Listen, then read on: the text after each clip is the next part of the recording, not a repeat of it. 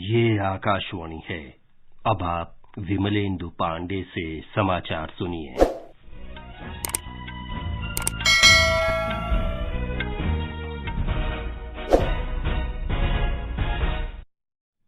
प्रधानमंत्री नरेंद्र मोदी ने हिमाचल प्रदेश के बिलासपुर में अखिल भारतीय आयुर्विज्ञान संस्थान एम्स का उद्घाटन किया और 3,500 करोड़ रुपए से अधिक की अनेक परियोजनाओं की आधारशिला रखी।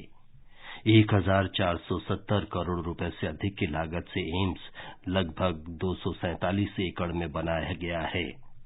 प्रधानमंत्री ने कहा कि पहले हिमाचल अपने रक्षा कर्मियों के लिए जाना जाता था और अब एम्स बन जाने के बाद चिकित्सा सुविधाओं के साथ अपनी पहचान बनाएगा। केंद्र सरकार प्रयास है कि गरीब और मध्यम वर्ग का इलाज उस पर खर्च कम से कम हो, ये इलाज भी बेहतर मिले और इसके लिए उसको दूर तक जाना भी न पड़े। इसलिए आज एम्स मेडिकल कॉलेज जिला अस्पतालों में क्रिटिकल केयर सुविधाओं और गांवों में हेल्थ एंड वेलनेस सेंटर बनाने पर एक सीमलेस कनेक्टिविटी पर हम काम कर रहे हैं, उस पर बल दिया जा रहा है। प्रधानमंत्री ने बिलासपुर के बांदला में 140 करोड़ रुपए की लागत से तैयार राजकीय जल अभियांत्रिकी महाविद्यालय का भी उद्घाटन किया। उन्होंने नालागढ़ में चिकित्सा उपकरण पार्क और पिंजौर से नालागढ़ तक 4 लेन वाली सड़क परियोजना की भी आधारशिला रखी। श्री मोदी ने कहा कि विजयादशमी के अवसर पर राज्य की जनता को शिक्षा और स्वास्थ्य सुविधाओं का दोहरा उपहार मिला है। उन्होंने कहा कि हिमाचल प्रदेश में मेडिकल टूरिज्म को बढ़ावा देने की आवश्यकता है।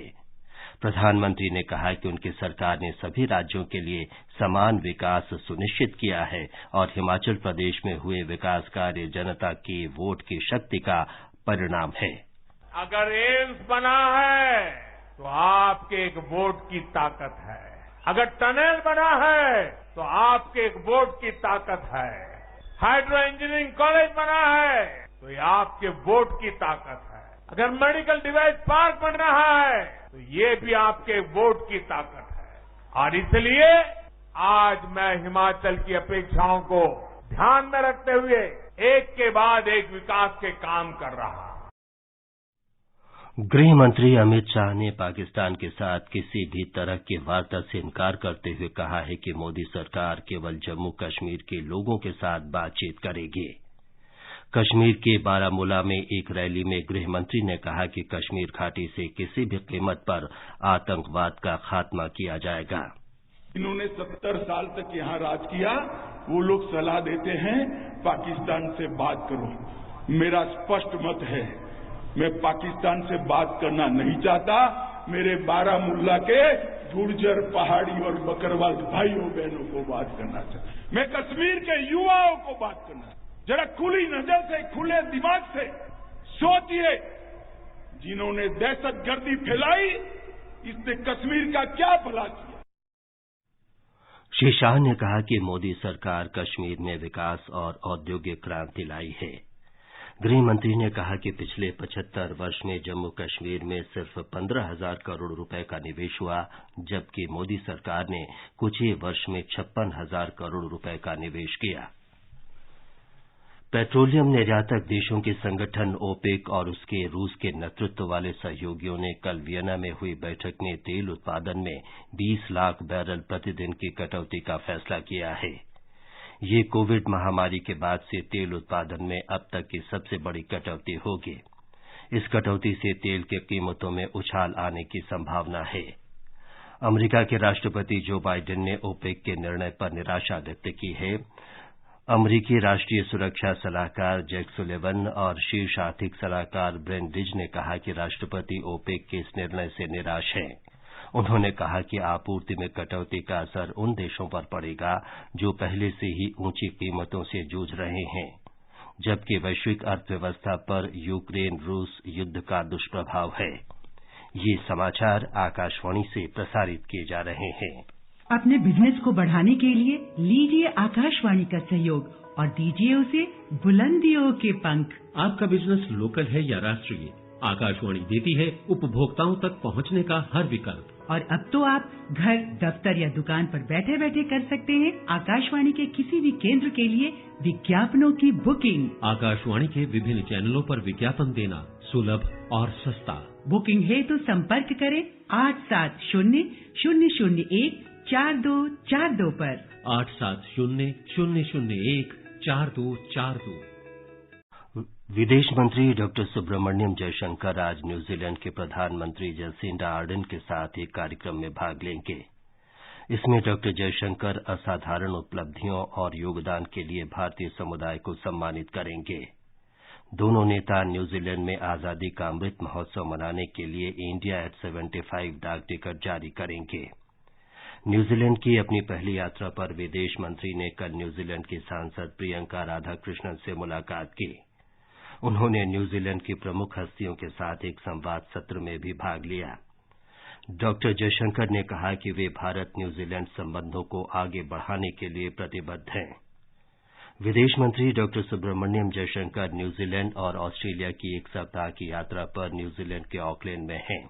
यात्रा के दूसरे चरण में विदेश मंत्री ऑस्ट्रेलिया के कैनबरा और सिडनी जाएंगे।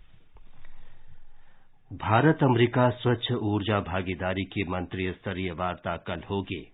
पेट्रोलियम और प्राकृतिक गैस मंत्री हरदीप सिंह पुरी वाशिंगटन और ह्यूस्टन में भारतीय व्यापार प्रतिनिधिमंडल का नेतृत्व करेंगे। श्री पुरी शहरी बुनियादी ढांचे पर विश्व बैंक के अधिकारियों से बातचीत भी करेंगे। भारत दुनिया में चीनी का सबसे बड़ा उत्पादक और दूसरा सबसे बड़ा निर्यातक देश हो गया है। देश में सत्र 2021-22 में 5,000 लाख मीट्रिक टन से अधिक गन्ने का रिकॉर्ड उत्पादन हुआ। इसमें से 35 लाख मीट्रिक टन एथेनॉल उत्पादन के लिए और 359 लाख मीट्रिक टन चीनी उत्पादन के लिए किया गया। उपभोक्ता कार्य, खाद्य और सार्वजनिक वितरण मंत्रालय ने कहा है कि ये मौसम भारतीय चीनी क्षेत्र के लिए परिवर्तनकारी सत्र साबित हुआ है। इस सत्र में चीनी का रिकॉर्ड 109 लाख मीट्रिक टन से अधिक का निर्यात हुआ। इससे लगभग 40,000 करोड़ रुपए की विदेशी मुद्रा अर्जित हुई। भारत और दक्षिण अफ्रीका के बीच 3 एकदिवसीय क्रिकेट मैचों की श्रृंखला का पहला मुकाबला आज होगा। ये मैच उत्तर प्रदेश की राजधानी लखनऊ में दोपहर बाद 1:30 बजे से खेला जाएगा। दूसरा मुकाबला 9 अक्टूबर को रांची में और तीसरा तथा अंतिम मैच 11 अक्टूबर को दिल्ली में होगा। निशानेबाजी में भारत ने ISSF विश्व चैंपियनशिप शॉटगन में पुरुषों की जूनियर स्कीट टीम ने कल क्रोएशिया के ओसीजेक में चेक गणराज्य को हराकर कांस्य पदक जीता। भारतीय तिकड़ी भावतेज सिंह गिल, ऋतुराज बुंदेला और अभय सिंह सेखों ने कांस्य पदक मैच में चेक गणराज्य की टीम को 6-2 से पराजित किया। भावतेज, ऋतुराज बुंदेला और अभय ने क्वालिफिकेशन में संभावित 225 में से 204 अंक जुटाकर 10 टीमों में तीसरा स्थान हासिल किया। अमेरिका 209 अंक लेकर शीर्ष पर है। फिनलैंड 208 अंक के साथ दूसरे स्थान पर है। ये भारत का चौथा पदक और चैंपियनशिप का दूसरा कांस्य पदक था। सूरत में 36वें राष्ट्रीय खेलों में बैडमिंटन के पुरुष एकल फाइनल में आज तेलंगाना के पूर्व राष्ट्रीय चैंपियन बी साई प्रणीत का मुकाबला कर्नाटका के मिथुन मंजुनाथ से होगा। महिला एकल में शीर्ष वरीयता प्राप्त महाराष्ट्र की मालविका बंसोड़ का सामना दूसरी वरीयता प्राप्त छत्तीसगढ़ की आकर्षि कश्यप से होगा। पुरुषों के सेमीफाइनल में कल साई प्रणीत ने कर्नाटका के एम रघु को 21-12, 21-19 से पराजित किया, जबकि मिथुन ने गुजरात के आर्यमन टंडन पर 21-9, 21-11 से जीत दर्ज की। मिश्रित युगल सेमीफाइनल में अश्वनी पोनप्पा ने के साई प्रणीत के साथ तमिलनाडु के हरिहरन अमसा करुणम और वीआर नाराधना को 23-21, 13-21 और 21-19 से हराया। इसके साथ ही ये समाचार बुलेटिन समाप्त हुआ।